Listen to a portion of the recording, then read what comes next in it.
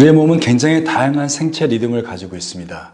생체 리듬은 일정한 시간에 따라 반복되는 생체의 대사를 말하고 있습니다. 반복되는 시간에 따라 그 생체 리듬이 세 가지로 나누는데요. 첫 번째는 초주기 리듬은 호흡, 심박동, 비렘 수면과 렘 수면이 반복되는 수면의 주기, 배고픔과 같은 식욕, 24시간보다 짧은 리듬으로 반복되는 리듬을 초주기 리듬이라고 얘기를 합니다. 두 번째는 24시간보다 더 긴 리듬으로 주기가 반복되는 것을 하주기 리듬이라고 합니다. 한 달에 한 번 하는 생리주기나 동물들이 겨울철에 동면, 피부나 두피에서 자라는 털의 성장도 수개월의 간격으로 반복되고 있는 리듬을 갖고 있는데요. 그런데 일주기 리듬은 일정한 24시간 간격으로 반복되는 특징을 가지고 있습니다. 잠을 자고 깨는 수면 각성 리듬이 가장 대표적인 거고요. 잠잘 때 나오는 멜라토닌의 분비도 자는 시간 동안만 나타나니 일주기 리듬을 가지고 있고요. 몸을 활성화시키는 코티졸도 낮 시간에만 주로 많이 분비가 됩니다. 다양한 시간 주기의 복합체의 리듬이 우리 몸의 생체 리듬이라고 할 수 있겠습니다. 일주기 리듬을 조금 더 깊이 들어가 볼까요? 새벽 4시 체온은 가장 낮아지고 코티졸 스트레스 호르몬 분비가 시작이 되고요. 오후 6시 되면 가장 높은 체온을 유지하게 되고요. 잠자는 시간이 다가올수록 멜라토닌이 분비가 되고 그 뒤에는 우리는 깊은 잠에 빠지게 되고요. 이렇게 24시간 동안 일정하게 반복되니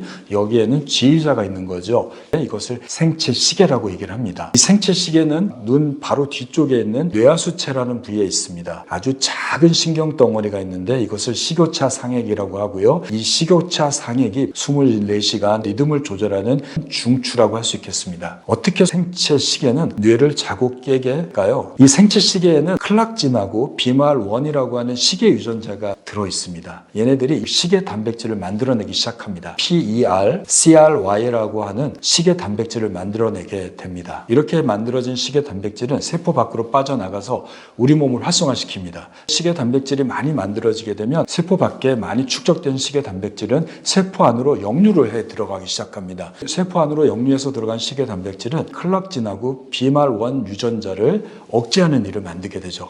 계속 얘네들의 억제가 많이 쌓여지게 되면 더 이상 시계 유전자는 시계 단백질을 만들어내지 않게 됩니다. 바로 그때가 우리가 잠을 자는 시간이죠. 일정 시간이 지나게 되면 세포 안에 들어왔던 시계 단백질은 파괴되고 없어지게 되면서 억제되었던 시계 유전자가 활성화돼서 다시 시계 단백질을 만들어내게 되고 또 하루가 시작되는 겁니다. 24.3시간이 시계 유전자가 활성화되고 억제되는 시간이라고 할 수 있겠습니다. 시계 유전자가 24.3시간의 주기로 일을 하지만 24시간 햇빛에 노출되게 되면 우리는 0.3시간이 조정돼서 24시간으로 조정되는 거죠. 가장 강력한 시계 유전자를 자극하는 자극이 빛입니다. 휴가 때 아무것도 안 하고 핸드폰만 보고 영화만 보고 있다면 우리의 시계 유전자는 자극이 없으니까 24.3시간으로 살게 되니 자꾸 늦게 자고 늦게 일어나는 일이 생기게 되고요. 밤이 되면서 빛이 적게 뇌에 전달되게 되면 멜라토닌의 분비가 이때부터 시작이 되어서 숙면을 취하게 되는 겁니다. 생체 시계는 단순히 자고 깨는 것만 조절하는 것이 아닙니다. 이 생체 시계가 잘 활성화되면 모든 기관들이 생체 리듬에 맞춰서 동기화가 이루어지게 됩니다. 뇌가 깨어있을 때는 신체 기능이 더 활성화돼서 우리가 민첩하게 업무에 집중하고 일을 할 수 있게 되고요. 뇌가 억제되는, 즉 잠을 잘 때는 신체 장기도 기능이 떨어지게 되고 일을 안 하게 되면서 신체 기관들이 재생하는 시간을 갖게 되는 겁니다. 그런데 뇌 시계와 말초 시계가 서로 연동되지 않고 동기화가 되지 않으면 우리 몸은